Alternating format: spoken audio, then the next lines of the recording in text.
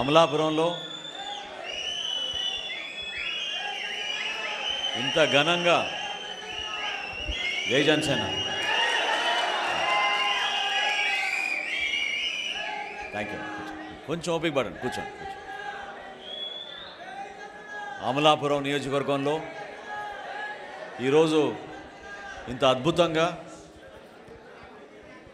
మనం అందరం గర్వపడే విధంగా పవన్ కళ్యాణ్ గారి నాయకత్వంలో ప్రజాస్వామ్యబద్ధంగా ధైర్యంగా ఒకరికొకరు తోడుగా ఉండి ఒక మంచి నాయకత్వం మనం చూపించుకుంటూ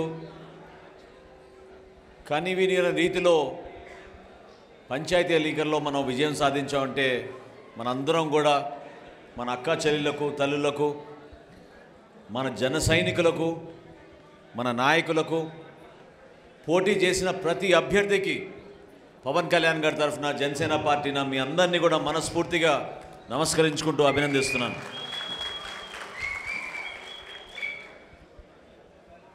రాజబాబు గారిని నేను చాలా ఆత్మీయంగా వకీల్ సాబ్ అంటాను.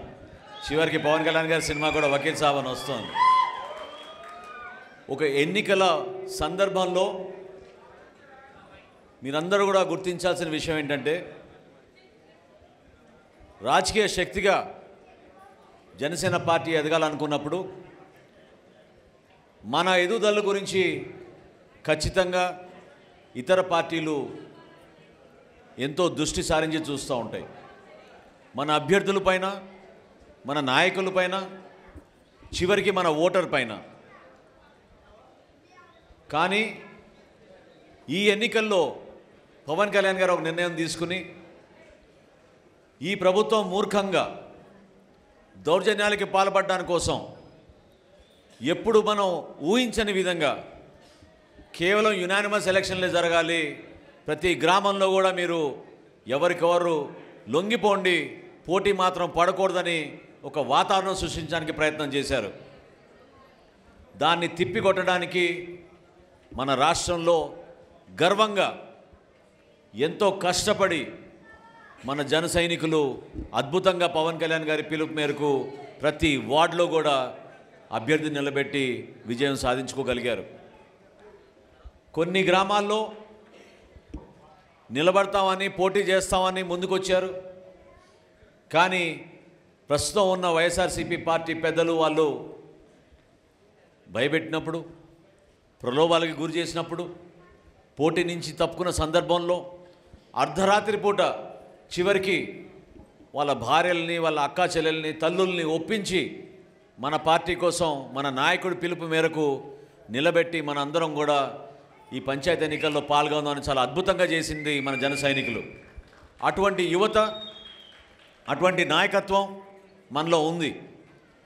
ఆ నాయకత్వాన్ని పెంచడానికి కోసం, ఆ నాయకత్వానికి అవకాశం కల్పించడానికి కోసం పవన్ కళ్యాణ్ గారు జనసేన పార్టీ ఏర్పాటు చేశారు 2014లో. ఈ నేపథ్యంలో కోనసీమ ప్రాంతంలో 100% ఇది జనసేన గడ్డ. ఇక్కడ మీరు చూపించిన అభిమానం, మీరు చూపించిన పట్టుదల, ఏ విధంగా మీరు పవన్ కళ్యాణ్ గారి కోసం, జనసేన పార్టీ కోసం అహర్నిశలు కృషి చేశారో నాకు గత ఎన్నికల్లోనే నేను చూశాను. 5 రోజులు మేము ఆ రోజు అమలాపురంలో ఉన్నాం. ఈ ప్రాంతంలో ప్రతి నియోజకవర్గంలో కూడా పర్యటించాం. ప్రతిరోజు ఊహించని విధంగా మీరందరూ ఎంతో ఆదరించారు. మహిళా మనులు ప్రత్యేకంగా ప్రతి గ్రామంలో కార్లు ఆపి మరి హారతలు ఇచ్చి పవన్ కళ్యాణ్ గారిని ఆశీర్వదించారు. ఆ మార్పు గత ఎన్నికల్లోనే మీలో కనపడింది, ఒక తపన ఉండింది.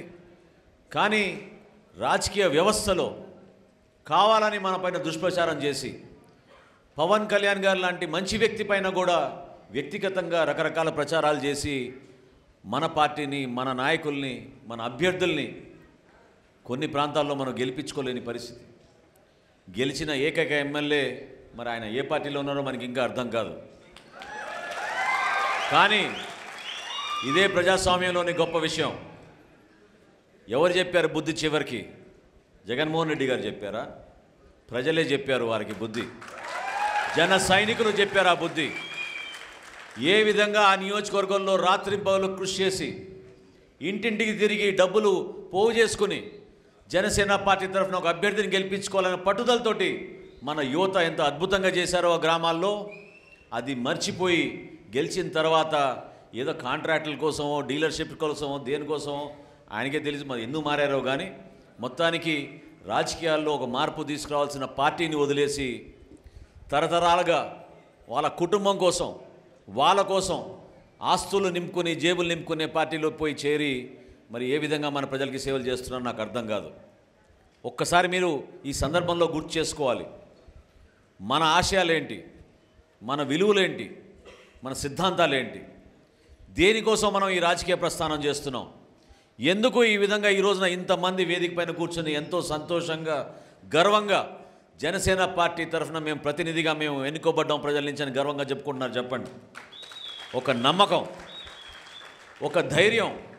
మనం ఈ ప్రపంచంలో మనం వచ్చినప్పుడు మన వంతు మనం ఏం చేద్దాం, మన సమాజానికి ఏ విధంగా మనం ఉపయోగపడగలుగుతాం, ఏ విధంగా మనం ఒక పేదవాడికి సహాయం అందించగలుగుతాం, ఏ విధంగా మన వంతు మనం రేపు ఎన్నుకోబడితే ఇక్కడ ప్రాంతంలో మన అభివృద్ధి తీసుకురాగలుగుతాం. ఈ ప్రాంతంలో ఎంతోమంది మహానుభావులు ఎన్నికయ్యారు, చాలామంది ప్రాంతానికి సేవలు చేయాలని తపన పడ్డారు. కానీ ఇంకా బలహీన వర్గాలకు చెందిన వ్యక్తులు ఇంకా బలహీనంగానే ఉండిపోయారు, పేదరికంలో ఉన్న వ్యక్తులు ఇంకా పేదరికంలోనే మునిగిపోయారు. ఆ మార్పు కోసం చేయాల్సిన అభివృద్ధి కార్యక్రమాలు పూర్తి స్థాయిలో మన కోనసీమలో రాలేదు. ఈ 4 నియోజకవర్గాల్లో కూడా జనసేన పార్టీ చాలా బలంగా ఉంది. మంచి అభ్యర్థులను ఎంపిక చేశారు పవన్ కళ్యాణ్ గారు. కానీ ప్రజల్లో ఒక నమ్మకం కలగడానికి కొంచెం సమయం పట్టింది. ప్రతి మండలంలో ప్రతి గ్రామాల్లో మనందరం కలిసికట్టుగా ఇదే విధంగా మనం సమావేశాలు ఏర్పాటు చేసుకుని ఒక ధైర్యాన్ని నింపితే తప్పకుండా గత ఎన్నికల సందర్భాల్లో జరిగిన పొరపాట్లు పక్కన పెట్టండి, రాబోయే రోజుల్లో మాత్రం 100% ఇక్కడున్న స్థానాలన్నింటినీ కూడా జనసేన పార్టీ ఘన విజయం సాధిస్తుందని నేను నమ్ముతున్నాను. ఎన్నికల ముందు ఒక మాట, ఎన్నికలు అయిన తర్వాత గెలిచినాక ఒక మాట. జగన్మోహన్ రెడ్డి గారు గతంలో ఈ ప్రాంతంలో పాదయాత్ర చేసినప్పుడు ఏ విధంగా హామీలు ఇచ్చుకుంటూ పోయారో మీ అందరికీ తెలుసు. ఏ విధంగా ఇక్కడున్న సమస్యల గురించి ఆయనకు అవగాహన ఉంది. ఆ అవగాహనను ఆధారం చేసుకుని చాలా అద్భుతమైన పరిపాలన అందిస్తారని కూడా ప్రజలందరూ ఆశిస్తారు. తప్పులేదు, 151 సీట్లు ఇచ్చారు. 175 నియోజకవర్గాల నుంచి 151 సీట్లు ఇచ్చారు. కానీ వినియోగ రీతిలో అంత మెజారిటీ ఇచ్చారు ఆ రోజున. ఎన్నికలైన తర్వాత మాత్రం ఈ జిల్లాలో ప్రత్యేకంగా ఒక ప్రణాళికతో చేయాల్సిన కార్యక్రమాలని విస్మరించారు. రాష్ట్ర ప్రజలకు ఉపయోగపడే కార్యక్రమాలు కేవలం సంక్షేమ నిధుల కోసమే, సంక్షేమ కార్యక్రమాల కోసమే పరిమితమయ్యారు. ఈబీసీ రిజర్వేషన్ గురించి ప్రజలు కోరుతుంటే మీరు మాట్లాడేది ఏంటి చెప్పండి. ఈ రోజున ఈబీసీ మహిళలకి 15,000 రూపాయలు వచ్చే సంవత్సరం నుంచి ఇస్తామని ఈరోజు ప్రకటించారు ఈరోజు క్యాబినెట్ డిసిషన్లో. అంటే మొన్న జరిగిన పంచాయతీ ఎన్నికల్లో చాలా స్పష్టంగా మీకు అర్థమైంది, మధ్యతరగతి కుటుంబాలు, మహిళలు వీళ్ళందరూ కూడా మిమ్మల్ని ఆదరించడం లేదు. మీరు ప్రలోభాలకి పెట్టి కావాలని మీరు పత్రికా ప్రకటనలు చేసుకుని బ్రహ్మాండంగా జరిగిపోతుంది మా పరిపాలనను చూపించుకోవడానికి చేసిన ప్రయత్నాన్ని క్షేత్రస్థాయిలో మాత్రం తిరస్కరించారని మీకు అర్థమైంది. దానికోసమే హడావడిగా రేపటి రోజు ఎంపీటీసీ ఎన్నికలు ఉన్నాయి, మున్సిపల్ ఎన్నికలు ఉన్నాయి. ఈసారి పార్టీ గుర్తు మీద ఓటేయాలి, ప్రజలు ఏ విధంగా ఓటేస్తారో అని భయపడి నిన్న హడావడిగా మరొకసారి ప్రలోభాలు పెట్టి ప్రజల్ని మార్చడానికి కోసం ఒక ప్రయత్నం అది. కానీ ఏం జరిగిందో మీరు కూడా తెలుసుకోండి. ఏ విధంగా రిజర్వేషన్ల విషయంలో ఎందుకు ఆయన వెనకడుగు వేస్తున్నాడు, విద్యార్థుల కోసం ఎందుకు సహాయపడడం లేదు. నిన్న చాలామంది నన్ను కాకినాడలో కానీ ఇతర ప్రాంతాల్లో కానీ గతంలో కూడా పవన్ కళ్యాణ్ గారి దృష్టి కూడా తీసుకొచ్చారు. పేద కాపు విద్యార్థులు గతంలో ఇతర దేశాలకు వెళ్ళి చదువుకోవడానికి చాలామందితో పాటు బిఆర్ అంబేద్కర్ గారి పేరు మీద ఒక స్కాలర్షిప్ ప్రోగ్రాం ఏర్పాటు చేశారు. కులాలతో సంబంధించింది కాదు, ఫార్వర్డ్ కాస్టులకి ఇచ్చారు, ఎస్సీలకి ఇచ్చారు, బీసీలకి ఇచ్చారు, అందరికీ ఇచ్చారు. ఆ పథకం ఉపయోగించుకొని చాలామంది విద్యార్థులు పాపం మొట్టమొదటిసారి మనం ఇతర దేశాలకు వెళ్తున్నామని రుణాలు తీసుకుని వెళ్ళారు ఒక నమ్మకంతో. ఈ ప్రభుత్వం ఆ విద్యార్థుల్ని పూర్తి స్థాయిలో విస్మరించింది. ఇప్పుడు జరుగుతున్న సంక్షేమ కార్యక్రమాలు చెప్తున్నారు వీళ్ళు కొంతమందికే చేరుతోంది.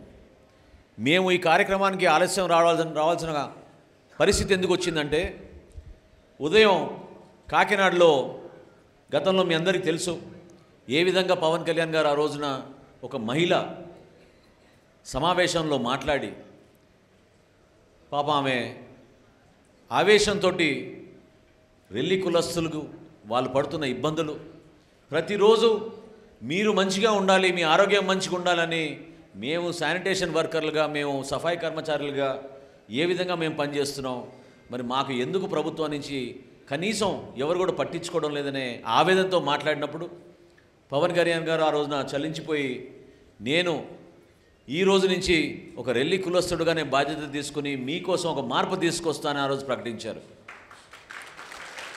ఆ మరుసటి రోజే కాకినాడలో ఆ కాలనీకి వెళ్ళి సందర్శిస్తానని మాటిచ్చి మేమందరం కూడా వెళ్ళాం. ఇవాళ ఉదయం మేము మళ్ళొకసారి పవన్ కళ్యాణ్ గారి పిలుపు మేరకు ఆ రెల్లి కాలనీని సందర్శించి అక్కడ ఈ 2 సంవత్సరాల్లో ఏమైనా మార్పు వచ్చిందా వాళ్ళ జీవితంలో, ఎంతవరకు ప్రభుత్వం స్థానిక శాసనసభ్యులు ఏమాత్రమైనా వీళ్ళకి నిజాయితీగా ఉపయోగపడ్డారనే దానిపైన ఆ ప్రాంతాల్లో పర్యటించి ఆలస్యంగా బయలుదేరడం జరిగింది. పత్రికా ప్రకటనలు చూస్తున్నాం, అద్భుతంగా పాఠాలు చూస్తున్నాం, సంబరాలు చూసుకుంటున్నాం. వాస్తవంగా 151 ఎమ్మెల్యేలు ఉన్న ఈ ప్రభుత్వం పంచాయతీ ఎన్నికల్లో మాకు అద్భుతంగా ప్రజలు మమ్మల్ని ఆదరించారనుకుంటే సంబరాలు చేయాల్సింది ఎవరు చెప్పండి? ప్రజలే కదా. గెలిచిన సర్పంచులు పంచాయతీ లెవెల్లో జరగాలి కదా ఈ సంబరాలు.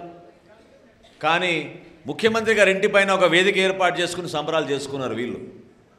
అర్థమైపోయింది వాళ్ళకి ప్రజల్లో ఏ విధంగా ఒక మార్పు కనపడుతుంది, ఏ విధంగా పరిపాలన ప్రజలకి ఉపయోగపడే విధంగా జరగడం లేదు. రేషన్ షాపుల విషయంలో ఎవరికి ఉపయోగపడిందండి ఇది? ఈ ఆటోలు పెట్టి తోలుతున్నారు ఈ రోజున. మహిళలు పాపం మండు టెండలో, మనం ఇంకా వేసవకాలంలోకి రాలేదు. పొద్దున పాపం ఆ మహిళ చెప్తుంటే నాకే ఆశ్చర్యం కలిగించింది. నాకు ఎన్ని రోజులు నాకు తెలియదు. వీళ్ళు కూడా సైరన్ వేసుకుంటూ వస్తారంట. సైరన్ వేసుకుంటే ఇది హాస్పిటల్కి సంబంధించిన అంబులెన్సా లేకపోతే రేషన్ షాప్కి సంబంధించిన ఈ ఆటోనా అని అర్థం కావడం లేదని చెప్పారు ఆమె పాపం.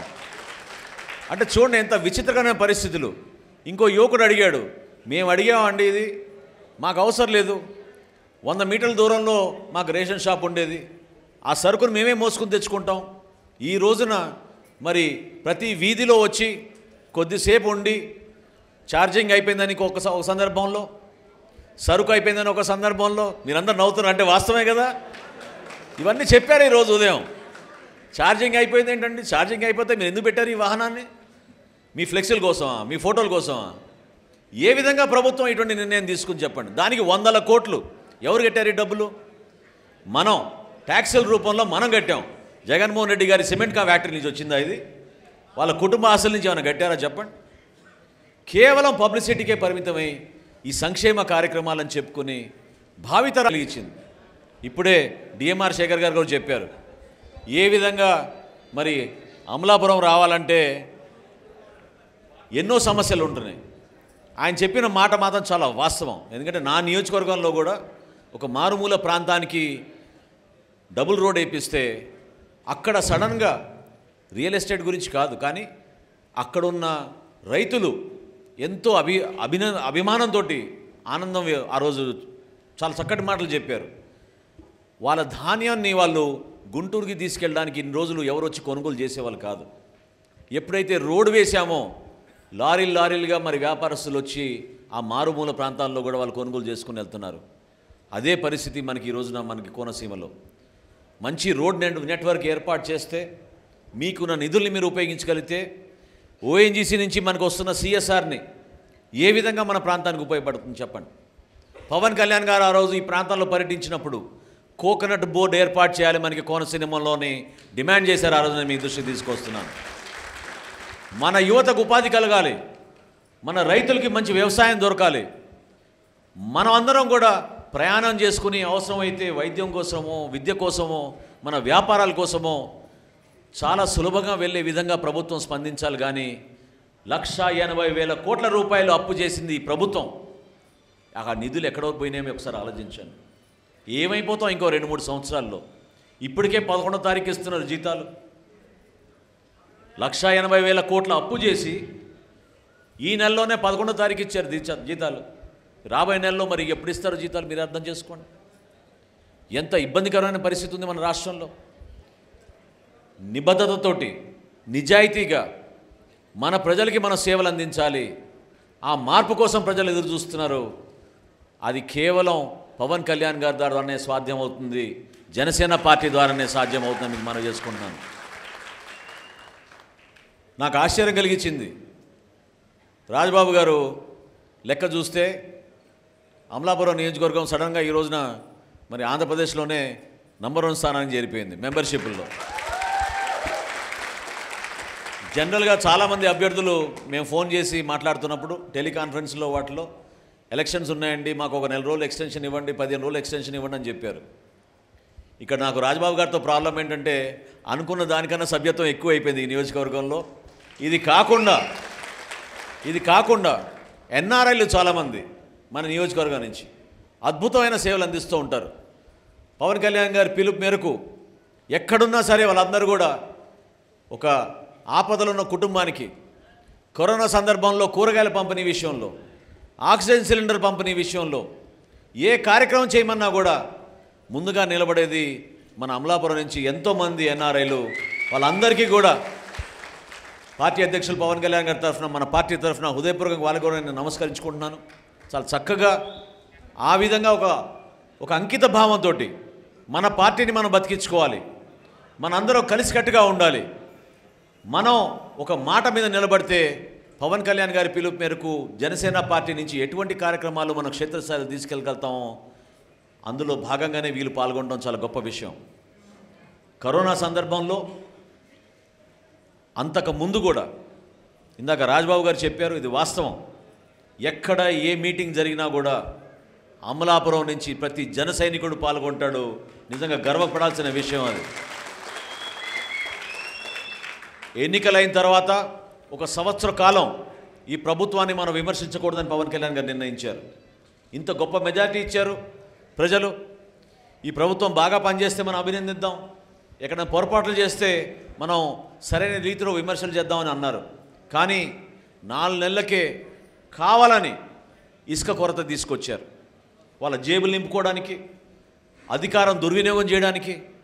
భవన నిర్మాణ కార్మికులు చివరికి రోడ్డు పైన పడి పవన్ కళ్యాణ్ గారు ఈ ప్రాంతంలో పర్యటిస్తున్నప్పుడు ఆయన ఆపి దయచేసి మా సమస్య గురించి మీరు తెలుసుకోండి అని చెప్తే 5 నెలలకే మనం అద్భుతమైన లాంగ్ మార్చ్ కార్యక్రమం విశాఖపట్నంలో భవన నిర్మాణ కార్మికుల కోసం తలబడితే ఆ రోజు కూడా అమలాపురం నుంచి బస్సులతోటి కార్లలో ఎంతోమంది మీ ప్రాంతాన్ని నుంచి వచ్చి పాల్గొన్నారు. చాలా అద్భుతంగా సక్సెస్ చేశారు.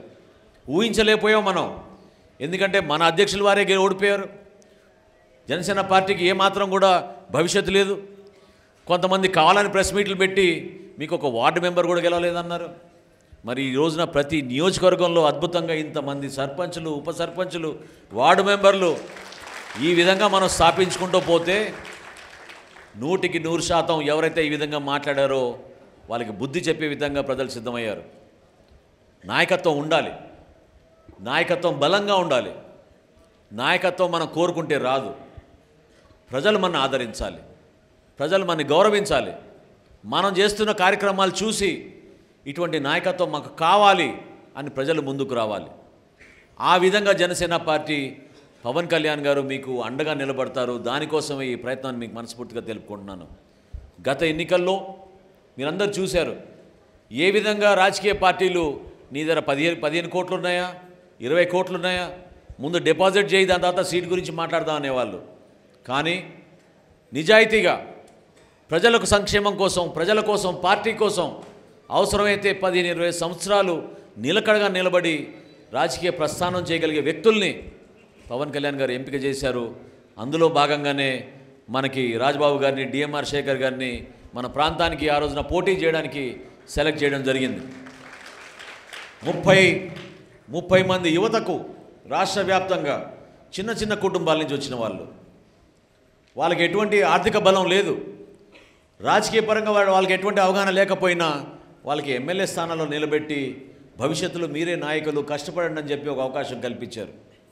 మన సర్పంచుల్లో కూడా ఎంతోమంది మహిళలు చిన్న చిన్న కార్యక్రమాలు చేసుకున్న యువత. ఇందాక ముమ్మిడివరంలో పితాని బాలకృష్ణ గారు ఏర్పాటు చేసిన సభలో నేను ఆ అబ్బాయి చెప్పాడు, తాపీ మేస్త్రి కష్టపడి గెలిచాడు ఎలక్షన్. ఎంతోమంది ఎన్ని ఇబ్బందులు పెట్టినా ఇంటిపైన చివరికి దాడులు చేసే పరిస్థితి వచ్చినా కూడా నిలబడింది మన యువత.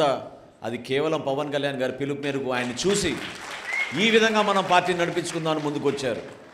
ఇటువంటి విషయాలు దయచేసి మీరందరూ కూడా అవగాహన తెచ్చుకోండి. ఎందుకంటే ఒక మీటింగ్లో వచ్చినప్పుడు నిజంగా నేను కోరింది ఏంటంటే ప్రతి ఒక్కరు వీళ్ళు మాట్లాడాలని కోరుగాను. ఎందుకంటే ప్రతి గెలుపు వెనుక ఒక అభ్యర్థి కష్టపడి ఇంటింటికి ఓట్ల కోసం అడగడానికి వెళ్ళినప్పుడు వాళ్ళ ఎదురైన అనుభవాలు ఏ విధంగా ఈ ప్రణాళిక ఈ ప్రక్రియలో ఏ విధంగా వాళ్ళు ఎలక్షన్ గురించి అర్థం చేసుకోగలిగారో మీకు తెలియాలి. ఎందుకంటే పోటీ చేయడం అనేది చాలా సులభమని కొంతమంది అనుకుంటారు. పోటీ చేసినప్పుడే అర్థమవుతుంది ఎంత ఇబ్బందికరమైన పరిస్థితి ఇది. ఇంటింటికి వెళ్ళాలి, ఓట్ల కోసం మనం అడగాలి, మన సిద్ధాంతాలు ఏంటి మనం వివరించాలి, ఏ విధంగా మనం ఎన్నికైతే మనం ఉపయోగపడతామనే దానిపైన మనం వివరించాలి. వీటితో పాటు మనం క్యాంపెయిన్ చేయాలి, ఎలక్షన్ ఏజెంట్ని పెట్టుకోవాలి, పోలింగ్ ఏజెంట్ని పెట్టుకోవాలి, కౌంటింగ్ ఏజెంట్ కూడా పెట్టుకోవాలి. వీళ్ళు దుర్మార్గంగా జనసేన పార్టీ అభ్యర్థి గెలుస్తున్నారంటే అర్ధరాత్రి కూడా రీకౌంటింగ్లు పెట్టి వీలైతే అది మార్చడానికి చూశారు. దానికోసం మనకు లాయర్ కూడా కావాలి. ఈ ప్రక్రియలో ఎంతో నేర్చుకుంటాం మనం. ఆ అనుభవంతో భవిష్యత్తులో మనం పార్లమెంట్ ఎన్నికల్లో, శాసనసభ ఎన్నికల్లో మన అభ్యర్థుల కోసం క్షేత్రస్థాయిలో బలంగా పోరాడే విధంగా మనందరం కూడా తయారవుతాం. ఈ ప్రాంతానికి 100% నేను ఈ మాట ఇస్తున్నాను. ఈ రోజున ప్రతి మండలంలో నేను పర్యటిస్తాను. జనసేన పార్టీ బలోపేతం కోసం, జనసేన పార్టీ బలోపేతం కోసం, ఇక్కడున్న యువతకి భరోసా ఇవ్వడానికి కోసం ఒక మంచి నాయకత్వం మీ అందరం కలిసికట్టుగా ఎవరు ఎక్కడ ఎవరిని బెదిరించినా మాతో పాటు మీకు వెంట ఉండడానికి ఎప్పుడు కూడా పవన్ కళ్యాణ్ గారు ఉన్నారు. ఆయన కూడా వస్తారు మీ వెంట, మీకు ఆ భరోసా ఇవ్వడానికి మనస్ఫూర్తిగా నేను తెలుసుకుంటున్నాను. ఈ మాట నేను ప్రతి మీటింగ్లో అంటున్నాను, ఇక్కడ కూడా అనాలి. కరోనానే లెక్క చేయని మన జన సైనికులు జగన్మోహన్ రెడ్డిని లెక్క చేస్తారా చెప్పండి? వాస్తవం కాదా చెప్పండి? కరోనాలో అన్ని కేసులు మన రాష్ట్రంలో ఉన్నా కూడా మన పార్టీ నుంచి మన జన సైనికులు ఎక్కడికక్కడ పాపం వాళ్ళంతటా వాళ్ళు సహాయం అందించారు. చిన్న కుటుంబాల నుంచి వచ్చిన మన జన సైనికులు కూడా 2,000 రూపాయలు 3,000 రూపాయలు వాళ్ళు ఇవ్వగలిగేది వాళ్ళు ఇచ్చి కొన్ని కుటుంబాలని ఆర్థికంగా ఆదుకున్నారు. అద్భుతమైన కూరగాయల పంపిణీ కార్యక్రమాలు జరిగినాయి. డొక్కా సీతమ్మ గారి స్ఫూర్తితోటి ఆ రోజున మనం చాలా గొప్ప కార్యక్రమం చేసి ప్రతి మండలంలోనూ ప్రతి నియోజకవర్గంలోనూ 5 రోజులు మనం శిబిరాలు ఏర్పాటు చేసి భోజనాలు ఏర్పాటు చేసాం మనం ఆ రోజు భవన నిర్మాణ కార్మికులకి. అటువంటి మంచి మనసున్న నాయకులు జన సైనికులు మన పార్టీలో ఉన్నారు.